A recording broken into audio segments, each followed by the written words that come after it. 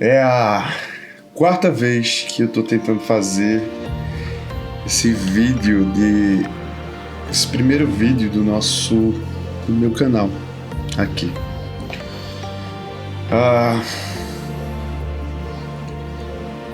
Esse canal ele tem como objetivo de eu passar textos que me ajudam na minha caminhada cristã. Esse canal alguns textos, a maior parte dos textos são meus e eu tô tendo uma certa dificuldade de gravá-los porque sempre está acontecendo algum problema. Eu tenho muita vergonha, eu sou muito tímido, mas eu acho importante a gente levar Cristo de todas as formas. Tenho muita dificuldade quanto a isso, mas é importante a gente falar sobre Cristo. E eu utilizo esses textos para me tratar, para que eu possa melhorar como pessoa, como cristão. São textos que eu escrevo semanalmente, o que eu leio durante a semana, e vou estudando eles e montando para que eu aprenda sobre o meu Senhor, para que eu possa falar sobre Ele. Então, se isso serve para mim, talvez sirva para alguém. Talvez ele chegue em alguém e ajude também. Se for possível, curta, comente, compartilhe. São textos reflexivos, em base da palavra. Eu posso cometer erros, mas que eu possa ser diminuído e que Cristo apareça, que eu possa falar da palavra dele, que isso é o mais importante. Enfim, o primeiro texto que a gente vai falar é: o pastor alimenta suas 5.000 ovelhas. O texto base dele é o Evangelho de João, capítulo 6, versículo 10, que diz assim: Disse Jesus: mande o povo assentar-se. Havia muita grama naquele lugar, e todos se assentaram. Eram cerca de 5.000 homens. Eu acho maravilhoso o detalhe que a Bíblia foi escrita. A perfeição. Tudo que é posto ali tem algum significado, quer falar algo, quer trazer algo para nós, sempre tem algo a mais. Nunca é só aquilo ali. Diz assim o texto: adoro as frases aparentemente insignificantes da Bíblia. Frases como as que encontramos no final de Gênesis, capítulo 1, versículo 16. Ele também fez as estrelas. Ou no final do Evangelho de João, onde nos é dito exatamente o número de peixes que Pedro pescou depois que Jesus ressuscitou dos mortos. 153 peixes grandes. Isso a gente encontra em João capítulo 21, versículo 11. Frequentemente ignoramos esse tipo de comentário, sem pensar mais sobre eles. Mas precisamos lembrar que não existe frase insignificante na Bíblia. O Senhor não estava tentando preencher o número mínimo de palavras ou páginas. Tudo que a Bíblia diz é importante. E Deus pretende nos ensinar algo. Em vez de ignorar essa frase, devemos pensar no que Deus pode estar tentando nos ensinar através dela. Quantas vezes a gente faz nosso devocional, nossa leitura, o culto na nossa casa com pressa.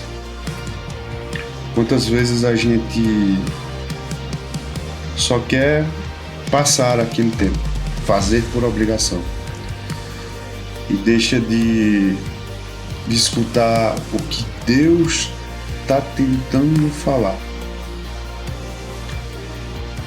Aquele detalhe, aquela única palavra que vai mudar nosso dia. E eu acho importante que a gente comece a lembrar de fazer as coisas para Deus com cuidado, prestar atenção no que Ele quer falar. O relato da alimentação dos 5.000, registrados nos 4 evangelhos, contém várias frases aparentemente insignificantes, mas uma em particular chamou a minha atenção. Em João capítulo 6, versículo 10, depois que Jesus disse aos discípulos para que as pessoas se sentassem, lemos que havia muita grama no lugar, e que por causa desse fato, os homens sentaram-se, cerca de 5.000 em número. Acho isso interessante. Há um contexto maior aqui.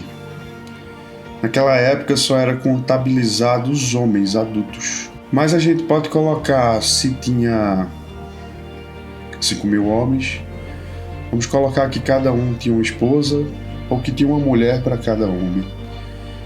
Isso nos dá 10.000 pessoas. Mas vamos colocar também mais uma criança para cada casal. Isso nos daria no mínimo 15.000 pessoas. Claro, é uma conta acrescida, né? De cabeça, sem pensar. Mas há uma possibilidade de ter muito mais do que 5.000 pessoas aqui. Mas por que João nos diria que havia muita grama naquele lugar?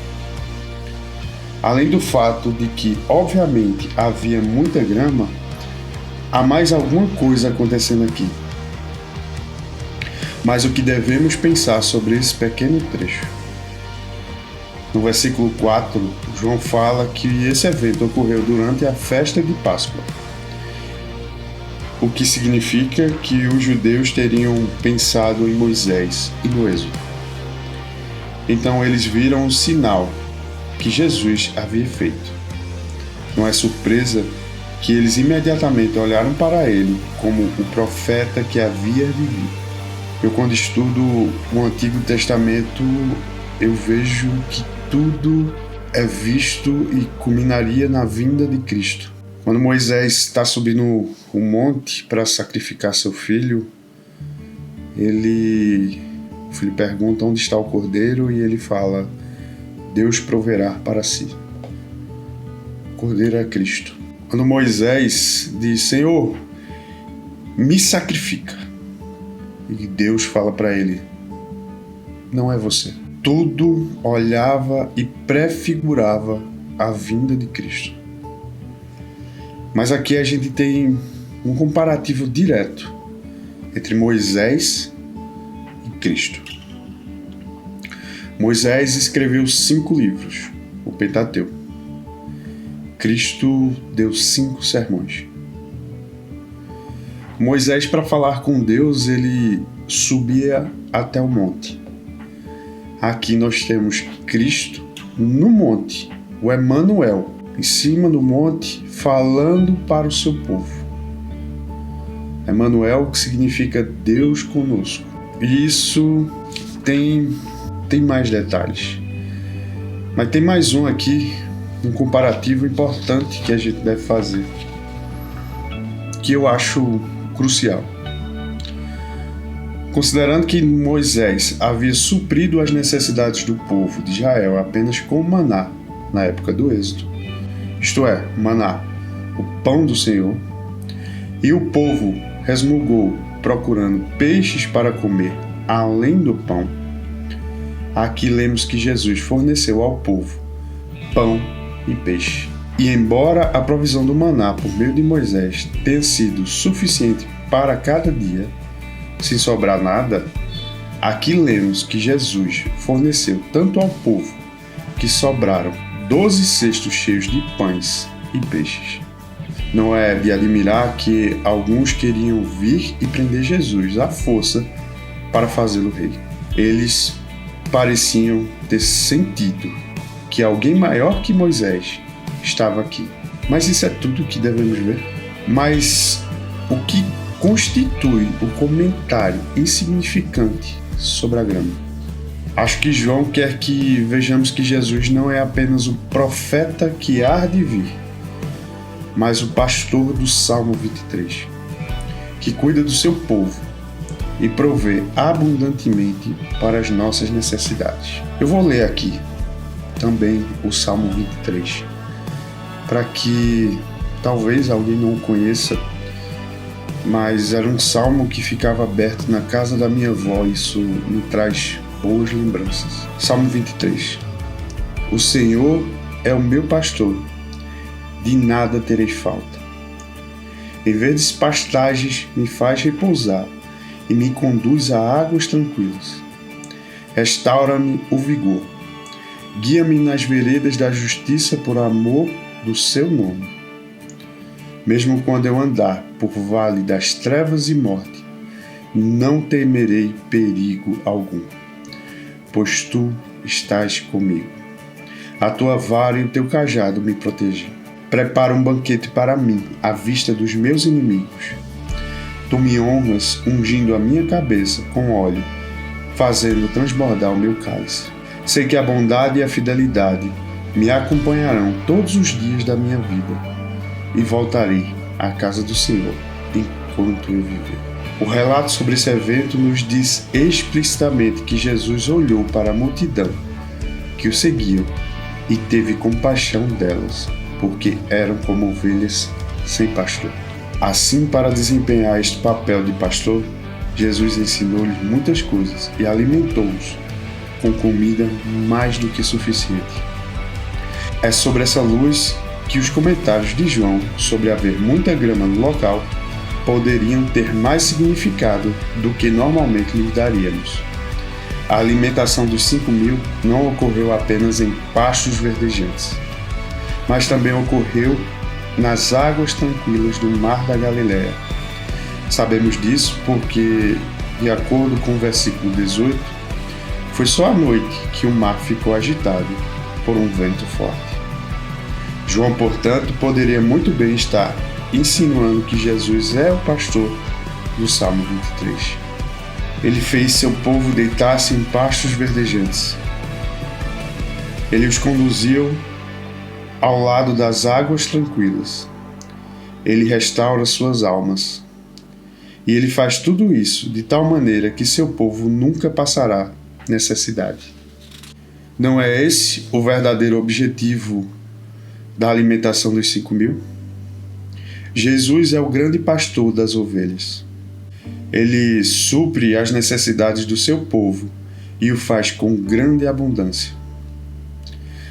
Nas palavras do apóstolo Paulo, Jesus faz muito mais abundantemente do que tudo o que pedimos ou pensamos. Nossas deficiências não são limitações para Ele. 5 pães e 2 peixes são mais do que suficiente para Ele alimentar 5.000 homens, além de mulheres e crianças. Jesus alimentou todos eles e ainda produziu 12 cestos cheios que sobraram. Mas pode muito bem haver algo mais aqui. Mateus, Marcos e João seguem um relato da alimentação dos 5.000 com o relato da caminhada de Jesus sobre as águas. Em cada um desses evangelhos, somos informados de que os discípulos partiram sozinhos para cruzar o mar da Galileia à noite e lutavam poderosamente contra o vento e as ondas. Mateus diz que o barco dos discípulos estavam sendo batidos pelas ondas. A palavra traduzida como espancado ou como atormentado é usada também para descrever o tipo de tormento que os demônios suportarão no último dia. Em Apocalipse 9, versículo 5. A palavra descreve uma dor e uma agonia tão incríveis que as pessoas ansiarão pela morte apenas para acabar com sua miséria. A questão é que a palavra parece sugerir que os discípulos estavam enfrentando mais do que apenas algumas pequenas ondas. Provavelmente eles estavam lutando por suas vidas durante uma forte tempestade. Isto é interessante quando vemos que o Mar da Galileia está aproximadamente 200 metros abaixo do nível do mar e é cercado por montanhas por todos os lados, um mar dentro de um vale. Os discípulos estavam no meio do vale com montanhas ao seu redor. Eles estavam no escuro. Eles estavam exaustos depois de horas sendo atormentados pelo que aparentemente era uma grande tempestade. E Jesus veio caminhando até ele sobre as águas. O pastor do Salmo 23 veio até eles caminhando pelo vale da sombra da morte e lembrou-lhes que não precisavam temer mal nenhum. Nas palavras sagradas de Cristo, ele fala para os apóstolos: sou eu, não tem mais. A imagem é encorajadora. Jesus é o pastor do Salmo 23. Ele provê para seu povo de maneira a mais do que tudo o que podíamos pedir ou mesmo pensar. Ele fez isso mesmo apesar de nossas deficiências. E ele vem até nós no vale da sombra da morte, em meio à nossa exaustão e dor, e nos lembra que mesmo nesse momento não precisamos temer mal nenhum, porque ele está conosco e nos protegerá e nos confortará. Não é de admirar que é falado que os discípulos ficaram felizes em levar Jesus para dentro do barco. Mas há uma pergunta que devemos nos fazer: estamos levando Jesus aos nossos barcos? Será que estamos trazendo o nosso Senhor Salvador para as nossas vidas? Deixando que Ele nos guie como nosso pastor, nos alimentando da sua palavra, do seu pão, do seu peixe? Eu acho importante a gente refletir. Eu acho importante a gente ver e observar as nossas escolhas. Aquelas pessoas, esses mais de 5.000 ali presentes, eles foram até Jesus. Eles buscaram. E a gente deve fazer o mesmo.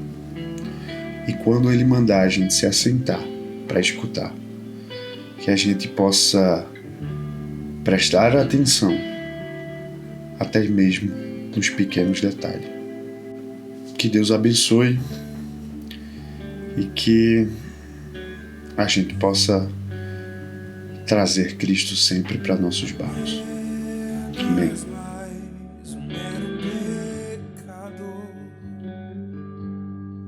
Mas posso te